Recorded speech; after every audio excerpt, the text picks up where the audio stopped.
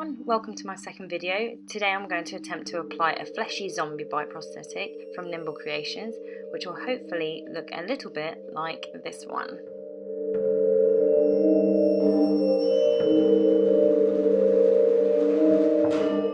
So here's the prosthetic I'll be using today. I believe it was about $12.99 from Nimba Creations. And today I'll be putting the prosthetic on my neck.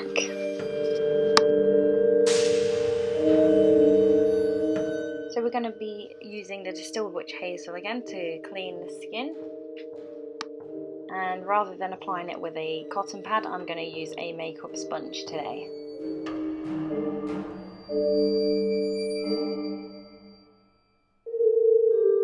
So just pour some Distilled Hazel onto the sponge and clean your skin with it. That will help the prosthetic to adhere to the skin properly. We're going to be using the Nimba Creations Prosthetic Adhesive again.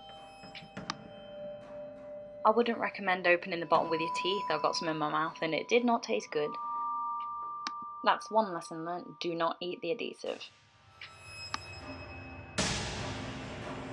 Be careful pouring out the adhesive onto the sponge because it's really runny and it does get everywhere. Apply the adhesive all over the prosthetic right to the very edges.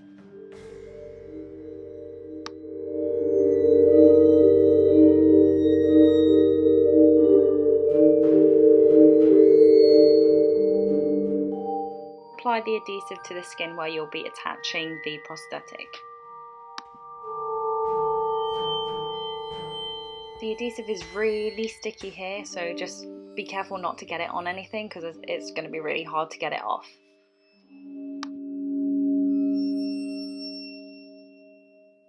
Here I'm just trying to help it dry a bit quicker because I'm impatient and now I'm waiting for it to dry.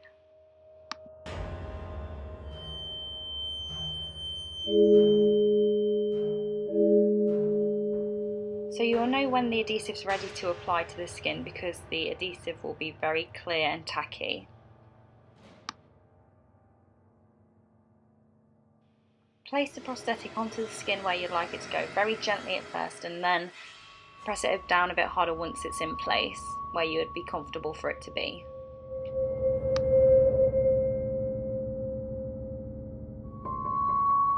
So now we're going to dip a paintbrush into the witch hazel and gently thin out the gelatin. This brush is from a set from Nimba Creations. So you're just going to want to thin out the gelatin until it is blended to your skin very nicely. The brush I was using still had some red on it from the last prosthetic I was using, so my advice here would be to use a clean brush because it ruins the effect of blending the prosthetic into your skin. This is where I used my brain and actually used a clean brush to blend the gelatin. And I just flicked myself in the face with witch hazel.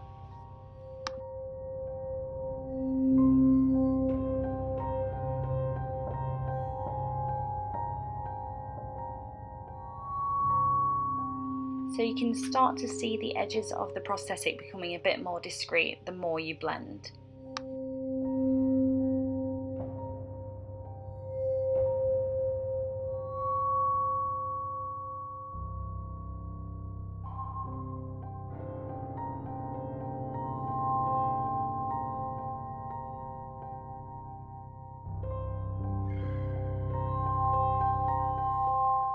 So I'll be using the Kryolan supracolor palette with the colours 1W and 2W combined. Here my lamp went off really randomly, which freaked me out.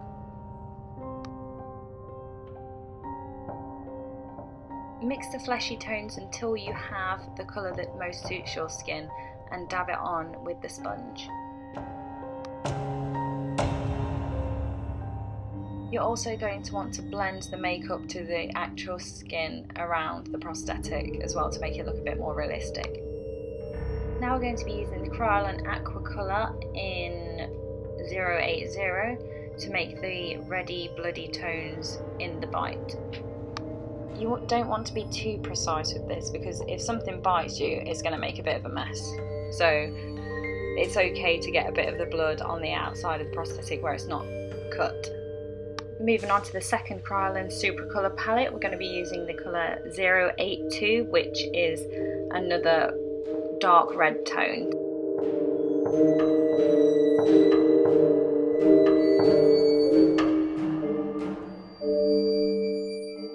So you're going to want to mix this in within the Kryolan aqua colour, just to give it a bit more depth.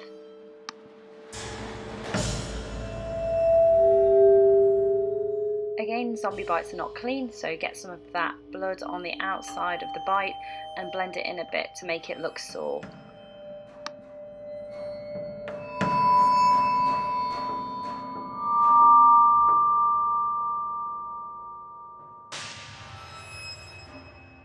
So I'm going to use the colour 512 in the Kryolan Supracolor Palette B and a stipple sponge. We're going to use this to make the bite look a bit more infected and grubby.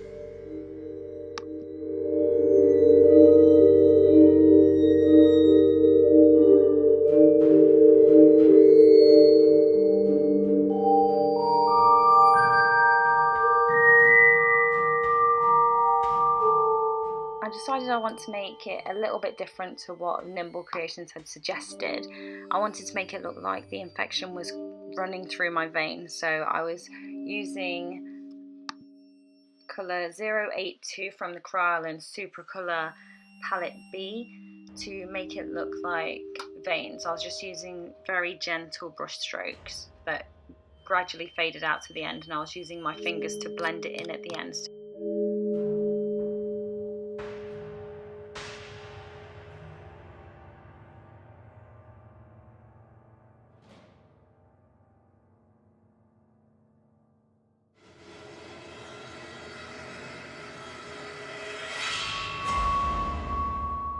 Now I'm just topping up the green with the stipple sponge.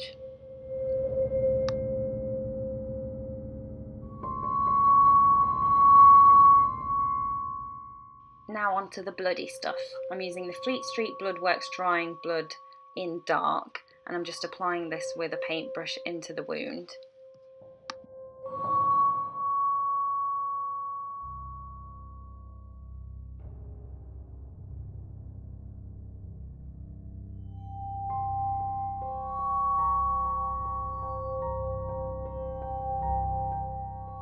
Again, remember to be a bit messy with it.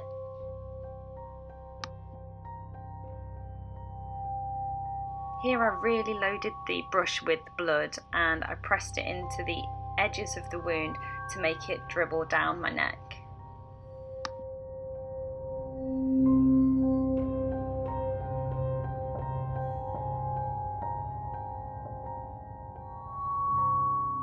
So this is a finished product, and this is me being a zombie.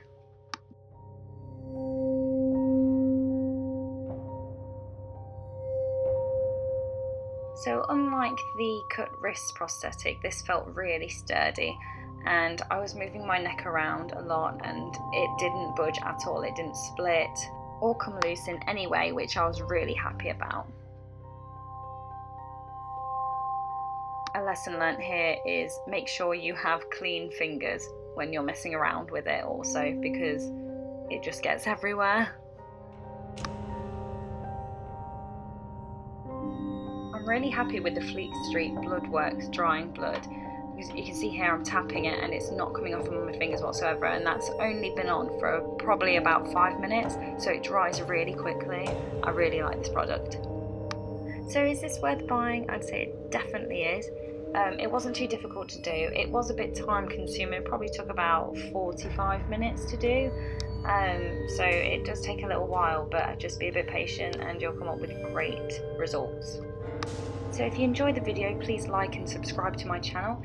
Thanks for watching.